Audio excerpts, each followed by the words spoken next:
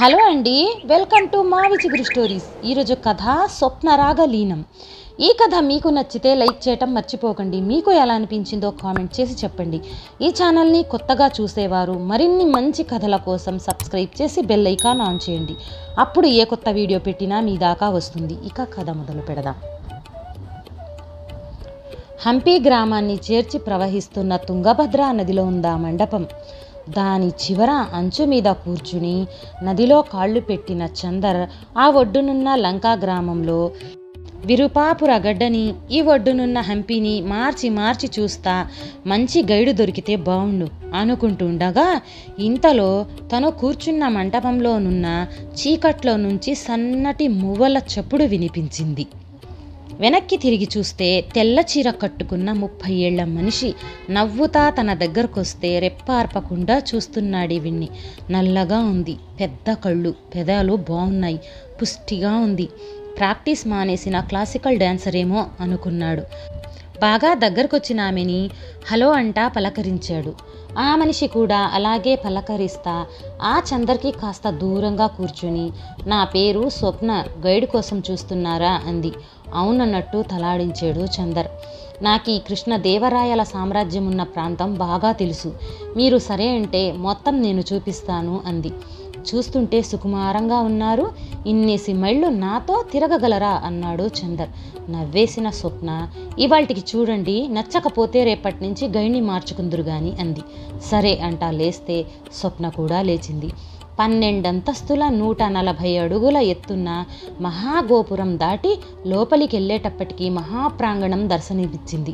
పల్చగా ఉన్న జనం ఆనాటి అద్భుత కట్టడాల్ని రెప్పార్పకుండా చూస్తున్నారు. ఒక చోట ఉన్న ఏనుగుకి పిల్లలంతా చేరి అరటిపళ్ళు పెడుతున్నారు. లోపలున్న ఒక కళ్యాణ మంటపాన్ని చూపిస్తున్న స్వప్న దీన్ని కృష్ణదేవరాయల వివాహ సందర్భంగా కట్టారు అంట ముందుకు నడిచాక నాట్య మంటపాన్ని చూపించి ఆనాటి నర్తకీమణులు చాలామంది నాట్యం చేశారు. ఇందులో ముఖ్యంగా ఆ ఆస్థాన నర్తకీమణుల్లో ఒక్కరితైన రాగలీన చాలా ఎక్కువ సార్లు నాట్యం చేసింది ఇక్కడ అంట. ఆ రాగలీన గురించి చెప్తుంటే చేతిలో ఉన్న సోనీ మైక్రో రికార్డర్ ఆన్ చేశాడు చందర్. ఆలయం బయటికొచ్చారు. గుడి ముందు విరూపాక్షుణ్ణే చూస్తా పడుకొని ఉన్న ఆ నల్ల ఎద్దు లోపల ప్రాంగణంలో మహానంది లేచొచ్చి బయట పడుకున్నట్టుంది. హంపి బజార్లో ఉన్న ఆ చిన్ని షెడ్డు లాంటి హోటల్లో పొడుగ్గా అందంగా పుష్టిగా ఉన్న ఆ ఆడమనిషి టిఫిన్లు అందిస్తుంటే అందుకుంటున్న కస్టమర్లు ఆమె అందాన్ని టిఫిన్లో ముంచుకు తింటున్నారు. ఆ చెట్టు కింద కోడి పిల్లలు, చంటి పిల్లలు కలిసి ఆడుకుంటున్నారు. కొంచెం ముందుకెళ్ళాక కుడి పక్కకి తిరిగిన స్వప్నని ఫాలో అవుతున్నాడు చందర్. ముందుకు నడిచి పైకెక్కుతుంటే ఎడం పక్కనున్న ఆలయాలు, మంటపాలు వేరే విధమైన ఆర్కిటెక్చర్తో ఉన్నాయి. ఇవన్నీ 11వ శతాబ్దంలో కట్టిన జైన దేవరాయలు అంట. స్వప్న వాటి చరిత్రలు చెప్పుకుంటా పోతుంటే రికార్డ్ చేస్తా వాటినే చూస్తుంటే దేవుళ్ళు, భక్తులు లేని ఆలయాలు నిశ్శబ్దంగా ధ్యానం చేసుకున్నట్టున్నాయి. కిందికి దిగి హంపి బజార్లోకి వచ్చి ముందుకు నడుస్తున్నారు. ఆనాడు వజ్రాలు, రత్నాలు రాసులుగా పోసి అమ్మింది ఈ బజార్లోనే. రాయల వారి 4వ భార్య జగన్మోహిని ఈ బజార్లో కలియ తిరగాలని కోరిక. ఒకరోజు సాయంత్రం మారువేషం వేసుకుని ఆస్థాన నర్తకి రాగలీనని తోడు తీసుకుని ఈ బజారంతా కలియ తిరిగింది అంది స్వప్న. అక్కడి నుంచి కిందకెళ్తే హంపి గ్రామ పంచాయతీ ఆఫీసు, కుడి ప్రక్కన బస్టాండ్, ఎడం ప్రక్కకి తిరిగితే రథం వీధి, బజారు కలిసి మైలున్నర పొడవు ఉన్నాయి. ముందుకెళ్లారు. మహానందికి కింద నాట్య మండపం ఉంది. ఇక్కడే ఆనాటి యాత్రికులు వినోద కార్యక్రమాల్ని తిలకించేవాళ్ళంట. ఆ సాయంత్రం జగన్మోహిని దేవి రాగలీన ఈ మెట్ల మీదే చాలాసేపు కూర్చున్నారు అంట మొదలెట్టింది. ఆ రాగలీన గురించి ఎన్నో కథలు చెప్పింది. అంత గొప్పదా రాగలీన అని చందర్ అడిగితే నవ్వింది స్వప్న. మంటపానికి వెనకున్న మెట్ల ద్వారా తిన్నగా వెళ్తే సుళే బజార్ వచ్చింది. ఆ కాలంలో వేశ్యలున్నది ఈ బజార్లోనే అంట. చందర్ వైపు చూసింది స్వప్న. వాళ్ళంతా పసుపు రాసుకుని స్నానాలు చేసే ఇక్కడ వేశ్యలు చందన గంధాన్ని వక్షస్థలాల మీద పూసుకునేవారు. సన్నటి తీగల్లాంటి ముత్యాల హారాలు, కంకణాలు వేసుకునేవారు తప్ప చిలుం పడుతుందని బంగారపు నగలను అస్సలు దగ్గరికి రానిచ్చేవారు కాదు. పెదాలకి మైనం, శరీరం వేడెక్కటానికి కస్తూరి రాసుకునేవారు. వాళ్ళ అందాలు చూసుకోవటానికి అద్దాలు వాడేవారు. అలా ఆ అద్దాలు వాడినందుకు ప్రభుత్వానికి సుంకం చెల్లించాల్సి వచ్చేది. అలా చెల్లించే ఆ సుంకం పేరే సులేధం. అచిత్తరాయల కాలంలో వాళ్ల దగ్గర నుంచి వసూలు చేసిన సుంకం విజయనగరంలోని 12,000 మంది సైనికులకి జీతాలు ఇవ్వటానికి సరిపోయేదంట. స్వప్న చెప్పుకుంటా పోతుంటే మై మరచిపోయి వింటా రికార్డ్ చేసుకుంటా ముందుకు నడుస్తున్న స్వప్నని ఫాలో అవుతున్నాడు చందర్. కేవలం సిమెంట్ స్తంభాలు తప్ప ఇంకేం లేని ఒక భవనం ముందు ఆగిపోయిన స్వప్న ఆనాడు అద్భుతమైన అలంకారాలతో రాత్రి అనక పగలనక వెలిగిపోయిన నటీమణి రాజా నర్తకి దుర్గావతి ఇల్లు ఇది. పారిజాతాపహరణం నాటకంలో సత్యభామ పాత్ర పోషించిన ఆ దుర్గావతికి వైఢూర్యాలు పొదిగిన బంగారు దండని రాయలవారు బహుమానంగా ఇస్తే అభినందించడానికి రాగలీన వచ్చిందా సాయంత్రం వేళ అంటా నడుస్తూ ఉంటే ఆమెనే ఫాలో అవుతున్నాడు చందర్. కృష్ణదేవరాయల వారు రాసిన జాంబావతి కళ్యాణ నాటకంలో నటించిన కళాకారుల్లో ఆ ఆస్థాన నర్తకి రాగలీల కూడా ఉంది. వాళ్ళందరికీ భూదానాలు చేసిన రాయలవారు రాగలీనకి ఒక కొండ మీద ప్రత్యేకమైన స్థలం కేటాయించారు. రికార్డర్ని ఆఫ్ చేయటం చూసిన స్వప్న ఏంటది అంది. ఈ హంపి విజయనగర సామ్రాజ్యం మీద చాలా చరిత్ర గ్రంథాలు చదివాను. ఈ మహా సామ్రాజ్యం మీద చాలా అథారిటీతో రాబర్ట్ న్యూయర్ రాసిన ఏ ఫర్ గాటెన్ ఎంపైర్ కూడా చదివి ఇక్కడికొచ్చాను. కానీ మీరు చెప్తున్న రాగలీన క్యారెక్టర్ ఏ గ్రంథంలో లేదు అన్నాడు చందర్. నవ్వేసిన స్వప్న ఉండదు.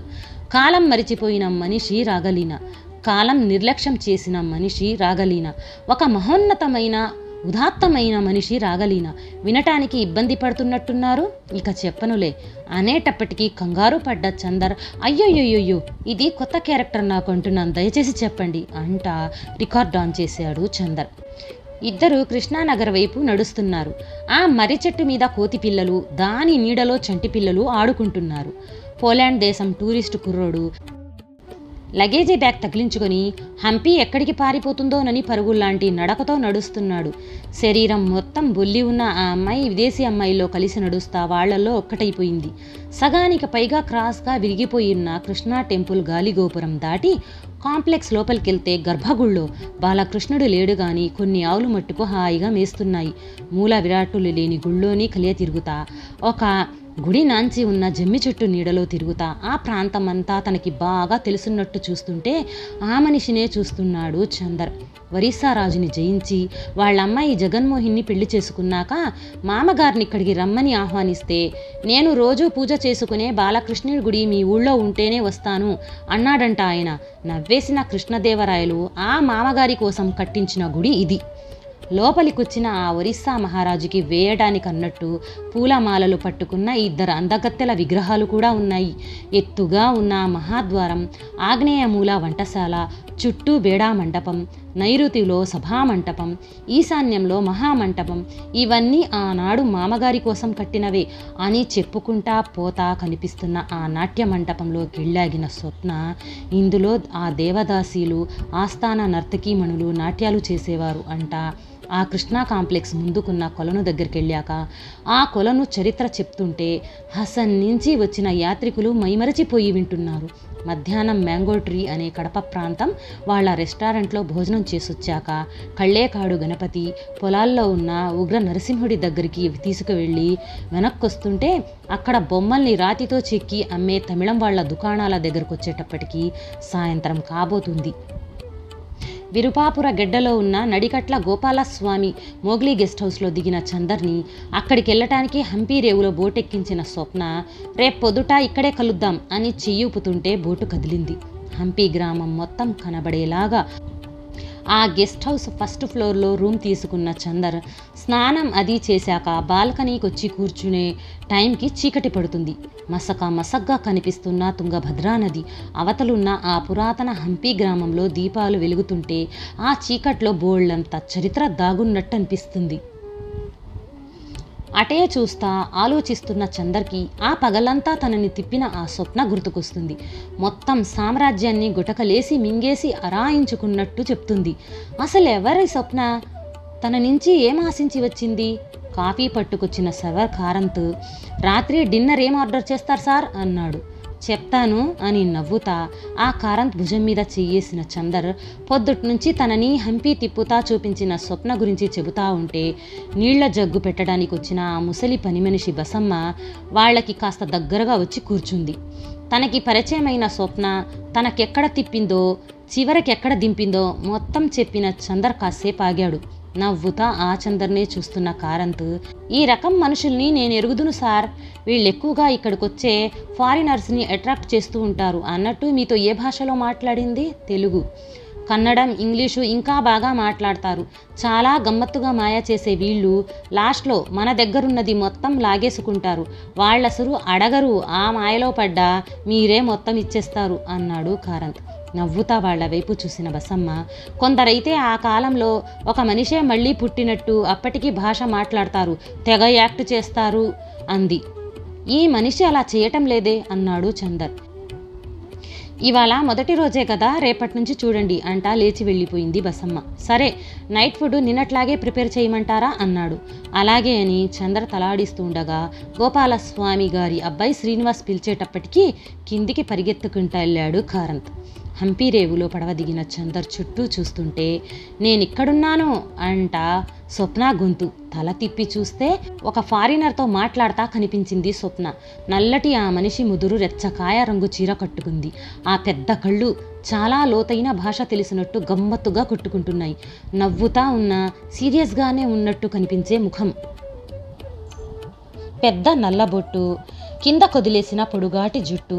ఆ మనిషిని చూస్తుంటే నిన్న రాత్రి గెస్ట్ హౌస్లో వాళ్ళన్న మాటలే గుర్తుకొస్తున్నాయి. నవ్వుతానే ఇవాళ ఎటెళ్దాం అన్నాడు. ఏదీ వదలకుండా మొత్తం సామ్రాజ్యం చూపించాలి కాబట్టి ఏదో ఒక పక్కకెళ్ళాలి పదండి అంటే ఆటోని పిలిచాడు. కమలాపురానికి ముందు ఎడం ప్రక్కనున్న రాణిగారి స్నానాల గృహానికి వెళ్ళారు. గోళాకారంలో ఉన్న ఆ ప్రాంతంలో కిందికి దిగటానికి మెట్లున్నాయి. హిందువులు ముస్లింలు ఐకమత్యంతో కట్టిన ఈ స్నానాలశాలలో వచ్చే రాణులు గంటల తరబడి జలకాలాడేవారు. అలా ఆడుతూ ఆడుతూ కూడా వచ్చిన చెలికత్తలతో ఎన్నెన్ని కథలో చెప్పించుకునేవారు అంట. అదంతా ఇందాకే జరిగినట్టు చెప్తుంటే ఆ స్వప్ననే చూస్తుండి పోయాడు.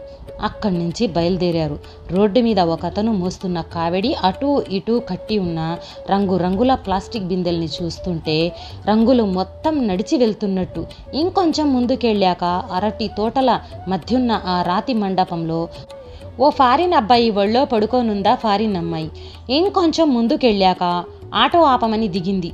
చందర్ కూడా దిగి ఏంటి అన్నాడు. దారి పక్కనున్న ఆ చిన్ని గుట్ట మీద మూడొంతులు కూలిపోయున్న ఆనాటి భవనాన్ని చూపిస్తా, రాయలవారు అప్పుడప్పుడు విచ్చేసే వసతి గృహం ఇది. ఆ రోజు సోమసుందర బసవపట్ల అనే కవిగారు కావ్యపఠనం జరుగుతూ ఉండగా మూరు రాయర గండ అని బిరుదు రాయల వారికిస్తున్నట్టు వర్తమానం అందింది. ఆ సందర్భంలోనే మైసూరులో దసరా ఉత్సవాలు జరపాలన్న నిర్ణయం తీసుకున్నారు రాయలవారు అంటా పొల్లు లేకుండా చెప్పుకుంటా పోతుంటే రికార్డు చేసుకుంటున్నాడు చందర్. ఆమె అలా చాలాసేపు మాట్లాడాక కదిలిన ఆటో ముందుకెళ్తుంటే రోడ్డు పక్కనే చాలా కాయలు దించేసిన వెలగ చెట్టు ఫోటోలు తీసుకుంటున్నారు ఫారినర్స్. ఇంకొంచెం ముందుకెళ్తే పొద్దుతిరుగుడు చేలో పువ్వులన్నీ సూర్యున్నే చూస్తున్నాయి. కాస్త దూరంగా ఉన్న జమ్మి చెట్టు కింద కారాపిన పొరుగురు వాళ్ళు వాళ్ళ ఇళ్ల దగ్గర నుంచి తెచ్చుకున్న హాట్ ప్యాక్లు క్యారేజీ మూతలు విప్పుకుంటున్నారు. విశాలమైన మైదానంలో 11 గదులున్న ఆ గజశాల ముందాగిన ఆటోలో నుంచి దిగాక ఫోటోలు తీసుకుంటున్న చందర్ స్వప్న వైపు తిరిగాడు. ఇందులో ఏనుగులు కట్టేవారుంటున్నారు కానీ అది అబద్ధం. కృష్ణదేవరాయల వారి కోసం నిరీక్షిస్తూ మంత్రులు విశ్రాంతి తీసుకునే వసతి గృహాలివి. తులసీ కుమార అనే ఒక మంత్రిని కలవటానికి తరచూ ఇక్కడికొచ్చేది రాగలీన అంది స్వప్న. ఎందుకొచ్చేది అడిగాడు చందర్. రాగలీనకి సొంత మేనమామ తులసీ కుమార. ఇద్దరూ పెళ్లి చేసుకోవాలనుకున్నారు. ఎప్పుడు చూసినా జనంతో గొడవలు పడుతూ పెద్ద తలనొప్పిగా తయారైన రాగలీనతో ఘర్షణ జరగటంతో మాట్లాడటం మానేశాడు అప్పుడప్పుడు అంది స్వప్న. ఎందుకు గొడవ పడేది రాగలీన? అసలేంటి ఆమె క్యారెక్టర్ అని చందర్ అడిగాడు. నవ్వేసిన స్వప్న, లౌక్యం ఏమాత్రం తెలియని మనిషి, ఏముంటే అది ముఖం మీదే కడిగేస్తుంది అంది. ఓహో, ఈ రకమైన మనుషులు ఆ రోజుల్లో కూడా ఉండేవారన్నమాట అన్నాడు. అన్ని రకాల మనుషులు కొన్ని కాలాల్లోనూ ఉంటారు అంది స్వప్న. ఏమాత్రం లౌక్యం తెలియని నువ్వు అసలు ఎలా బతుకుతావు? నిన్నెవరు పెళ్లి చేసుకుంటారసలు అంట ఆ రోజు గొడవపడి వచ్చేసింది. మావయ్య తులసి కుమార్కి జరిగింది చెప్పటానికి వచ్చిందక్కడికి. ఆమె అతన్ని కలిసిన ఆఖరి రోజు అదే అని ఆగింది. ఆ తర్వాత అన్నాడు చందర్. తర్వాత చెప్తాను అంటా నవ్వుతా ముందుకి కదిలిన స్వప్న ఆ చందర్ని ఆ రాతి గోడల లోపల ఉన్న కమలామహల్లోకి తీసుకెళ్లేటప్పటికీ టూరిస్టులు పల్చగా కనిపించారు.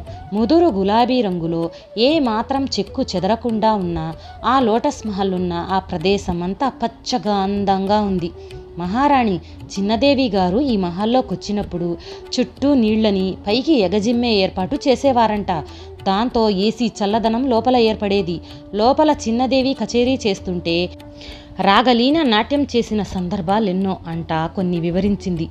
మీరు చెప్పే రాగలీన ఎలాంటిది అడిగాడు చందర్. చెప్పాను గదా అలాంటిదే అంది స్వప్న. నాకర్థం కాలేదు, మళ్ళీ చెప్పొచ్చు గదా అన్నాడు చందర్. చాలా నిఖార్షైన మనిషి. తనకంటూ కొన్ని సిద్ధాంతాలు ఉండటం వల్ల ఎవరినీ లెక్క చేయదు. ఏదున్నా ముఖం మీద కడిగేయటమే, దులిపేయటమే. దాంతో సంస్థానంలో ఎక్కడికక్కడ శత్రువులు తయారయ్యారామెకి. ఆ రాగలీన గురించి ఇంకా వివరంగా వినాలని ఉంది. సరే అంటా నవ్విన స్వప్న రాగలీన చేసిన చిట్ట చివరి నాట్యం ఈ కమలామహల్లోనే అంది. చివరి నాట్యం అంటున్నారు? ఆ తర్వాత ఏమయ్యింది అన్నాడు చందర్. నవ్విన స్వప్న ఏమవ్వాలో అదే అయింది. నల్లటి ఆ రాగలీన ముఖం, పెద్ద పెద్ద కళ్ళు గల ఆ రాగలీన ముఖం, ఆకు సంపెంగ పొదల వెనక సూర్యుడిలాగా ఆఖరి వెలుగు వెలిగింది ఈ మహల్లోనే అంటూ ఉండగా సూర్యాస్తమయం అయ్యింది.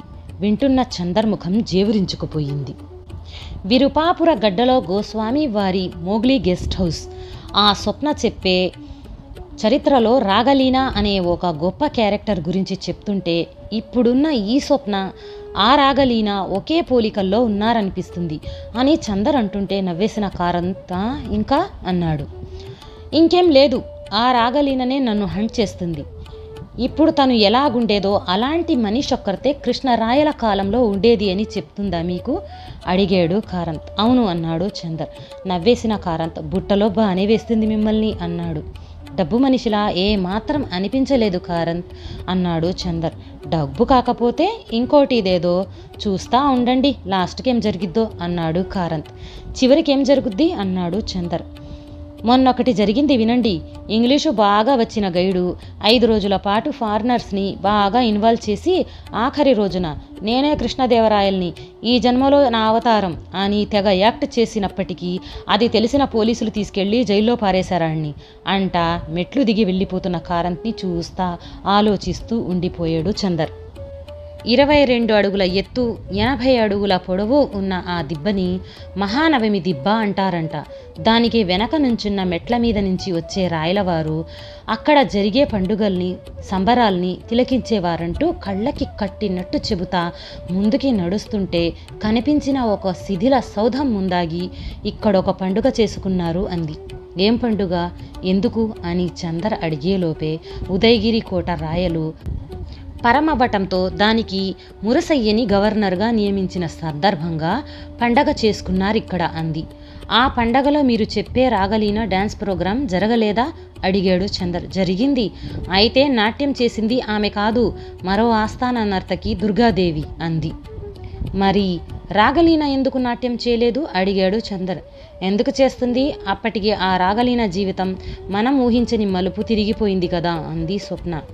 ఆత్రం పట్టలేకపోయిన చందర్ ఏంటా మలుపు, సస్పెన్స్లో పెట్టక ఏమైందో చెప్పరా అన్నారు. చెప్తాను, అసలది చెప్పటానికి కదా వచ్చింది. అయితే మీరు రాసే గ్రంథంలో తన క్యారెక్టర్ రాస్తారా మరి? తప్పకుండా చెప్పండి ఆ రాగలీన గురించి. ఏంటా తిరిగిన మలుపు అన్నాడు ఆత్రంగా. చెప్తాను అంటా నవ్వుతా ముందుకి కదిలి ఆ పండగ రోజు గురించి చెప్పుకుంటా పోతుంటే కృష్ణదేవరాయలి వారి అంతఃపురం ఎక్కడుంది అడిగాడు చందర్. మీకు తెలిసి అడిగారో కానీ అక్కడికే వచ్చాక అడిగారు రండి అంట ఆ దేవాలయానికి కుడి పక్కన చాలా విశాలంగా ఉన్న ఆ ప్రదేశాన్ని చూపిస్తా ఎక్కువగా చెక్కతో నిర్మించబడ్డ ఆ అంతఃపురం ఇక్కడే ఉంది అంట రెప్పార్పకుండా ఆ ప్రదేశాన్ని చూస్తా ఉండిపోయిన స్వప్న ఇక్కడి దర్బారులో ఎన్ని కవి సమ్మేళనాలు, ఎన్ని నృత్య నాటక ప్రదర్శనలు, ప్రతిరోజు పండగే అంట అలా ఉండిపోయేటప్పటికీ అక్కడ దర్బారుని ఊహించుకుంటా నిలబడిపోయాడు చందర్. అక్కడి కవుల గురించి, నర్తకీమణుల గురించి, గాయని గాయకుల గురించి అదేదో నిన్ననే జరిగినట్టు చెబుతుంటే ఆ రాగలీన ప్రస్తావన ఎప్పుడు తెలుస్తుందా అని ఒకటే ఆత్రంగా చూస్తున్నాడు. రాళ్ళు, రప్పలు, రాతి స్తంభాలు ఉన్న ఆ ప్రదేశంలో నిలబడ్డ స్వప్న అతను శారీరకంగా మహాబలవంతుడు. శారీరక వ్యాయామంతో తన బలాన్నెప్పుడు ఉన్నత స్థాయిలో నిలబెట్టుకునేవాడు. పొద్దున్నే లేచి గదలని ఉపయోగిస్తా కండరాల్ని పెంచేవాడు, కత్తిసాము చేసేవాడు అంట ఆగి, ఇదిగో ఇక్కడో వ్యాయామశాల ఉండేది, అతను ఆ సాధనలన్నీ చేసింది ఇక్కడే అంట చందర్ పిలిచిన ఆటో ఎక్కి విఠలాలయం వైపు వెళ్తే ఒకచోట ఆటోని ఆపమని ఒక చిన్న మండపాన్ని చూపించి దీన్ని తెనాలి రామలింగడి మండపం అంటారు అనేసి ముందుకు పొమ్మనింది. విఠలాలయం వెళ్లే దారిలోకొస్తుంది ఆటో. ఆ ఆలయానికి రెండు పక్కల ఆనాటి వర్తక సముదాయాలు కిలోమీటరు పొడుగున్నాయి. గుడి ప్రాంగణానికి దక్షిణం వైపు కొండ మీద చాలా గుళ్ళున్నాయి. విఠలాలయం కాంప్లెక్స్లోకొచ్చాక పై భాగం కూలిపోయిన రాతి రథాన్ని ఫోటోలు తీస్తున్నాడు చందర్. స్వప్న స్వర మంటపం దగ్గరికి తీసుకెళ్ళాక వాటిని చూసిన చందర్, వీటిని మీటితే స్వరాలు పలికేలాగా స్వరబద్ధమైన రాళ్లని తెచ్చి చెక్కారు. మాటలు పలికేలాగా చెక్కితే చరిత్రలో ఇప్పుడు వాటి ద్వారా ఎన్ని కథలు తెలుసుకొని ఉందుమో. మీ రాగలిన గురించేం చెప్పటం లేదు అన్నాడు. చెప్తాను అంటా నవ్విన స్వప్న మూల గుర్రమెక్కి ఎగురుతున్న పొట్టిగా ఉన్న ఒక కురూపి విగ్రహం చూపిస్తా, ఇక్కడ గైళ్ళు వాళ్ళు ఇది కృష్ణదేవరాయల విగ్రహం అని ప్రచారం చేస్తున్నారు. చాలా పొరపాటు. ఆయన చాలా పొడుగ్గా, టీవీగా, అందంగా ఉండే కథానాయకుడు అంది. ఆయన యుద్ధంలో చనిపోయాడని కొందరు, కాదు సహజంగానే మరణించారని కొందరు అంటారు అన్నాడు చందర్. నవ్వేసిన స్వప్న, రాయలవారిది సహజ మరణమే, రండి ఆయన సమాధి చూపిస్తాను అని తీసుకెళ్ళింది. రాళ్లతో కట్టిన రాయలవారి సమాధి చూసిన చందర్ మనసు ఏదోలాగైపోయింది. ఇంత సామ్రాజ్యాన్ని, చరిత్రని సృష్టించిన ఆ మహానుభావుడు ఇందులో విశ్రాంతి తీసుకుంటున్నాడా చివరికి అనుకున్నాడు బాధగా. మీకు శిథిలమైన ఈ హంపి విజయనగర సామ్రాజ్యం మొత్తం చూపించటం అయిపోయింది అంది స్వప్న. అదోలాగైపోయిన చందర్ అవునా అన్నాడు. అవునన్నట్టు తలాడించింది స్వప్న. కానీ ఆ రాగలీన క్యారెక్టర్ ఫినిషింగ్ చెప్పలేదు అన్నాడు చందర్. కొన్ని క్షణాలు ఆకాశం కేసి చూసిన స్వప్న చెప్పమంటారా అంది. ఎప్పుడు చెప్తారా అని ఎదురు చూస్తున్నాను అన్నాడు చందర్. పోను పోను రాగలీనకి శత్రుశేషం బాగా పెరిగిపోయింది. అసలు అలాగ ప్రవర్తించే వాళ్ల చివరి దశ ఇలాగే ఉంటుందేమో అంటా ఆగిపోయింది. ఏం మాట్లాడకుండా ఆ స్వప్ననే చూస్తా ఏం చెప్తుందా అని పరమ ఆత్రంగా ఎదురు చూస్తున్నాడు. సంస్థానంలో రేవಣ್ణ, కెంపಣ್ణ, గదగయ్య, బరవప్ప అనే అంతరంగిక సలహాదారులైన ఆ నలుగురిలో ఎప్పుడూ గొడవలు పడతానే వచ్చిన రాగలీన వాళ్ళకి బద్ద శత్రువయింది. దాంతో వాళ్ళు ఈ రాగలీన శత్రురాజుల మనిషి, మన సమాచారాన్ని చాలా రహస్యంగా వాళ్ళకి అందజేస్తున్న గూఢాచారిణి అని దొంగ సాక్ష్యాలతో నిరూపించారు. ఆ సాక్ష్యాలు చూసిన ప్రభువులు నిజమా కాదా అని నిరూపించి పరిశోధనలో పచ్చి నిజమని తేలింది. దాంతో నమ్మిన ప్రభువులు ఇదే తుంగభద్రా నది ఒడ్డున మనం నిలబడ్డ ఈ రాళ్ల దగ్గరే, ఇదే సూర్యాస్తమయంలో ఆ నర్తకి రాగలీనని ఉరితీశారు అంట అస్తమిస్తున్న సూర్యుడి కేసే చూస్తా చెప్పటం పూర్తి చేసిన స్వప్న, నేను చెప్పటం అయిపోయింది, మీరిక వెళ్ళవచ్చు అంది. మీ పారితోషికం అన్నాడు చందర్. నవ్వేసిన స్వప్న, ఆల్రెడీ ఇచ్చేశారు, మీ గ్రంథంలో రాగలీనకి చోటిస్తారు కదా అదే అంది. షాక్ అయిపోయిన చందర్, అది కాదండి అంట కొన్ని 500 నోట్లు స్వప్న చేతిలో పెడితే నవ్వుతా అతని చేతిని వెనక్కి తోసేసి ఆటో ఎక్కించి అతన్ని సాగనంపింది. మర్నాడు హోస్పేటలో ట్రైన్ ఎక్కి బయలుదేరాల్సిన చందర్ టికెట్ క్యాన్సిల్ అవ్వటంతో ఇంకో రోజు ఇక్కడే ఉండిపోవాల్సి వచ్చింది. దాంతో హంపి రేవులోకొచ్చి ఆ స్వప్న కోసం చూశాడు, కానీ కనిపించలేదు. ఆటో తీసుకుని ఆమె చూపించిన ప్రదేశాలన్నీ కలియ తిరిగి వెతికాడు, ఎక్కడా కనిపించలేదు. చివరికి విఠలాలయం వెనక తుంగభద్ర నది దగ్గర వాళ్ళిద్దరూ విడిపోయిన ఆ స్థలం దగ్గరికెళ్ళాడు, అక్కడా కనిపించలేదు. అన్నీ చూస్తా అన్నీ వెతుకుతా వెళ్ళిన చందర్ ఆ విఠలాలయం వెనుకున్న ఆ నదిలో పురంధరదాసు మంటపం పక్కనున్న శిల్పాల్లో ఒక శిల్పం ఆనాటి రాగలీన శిల్పం.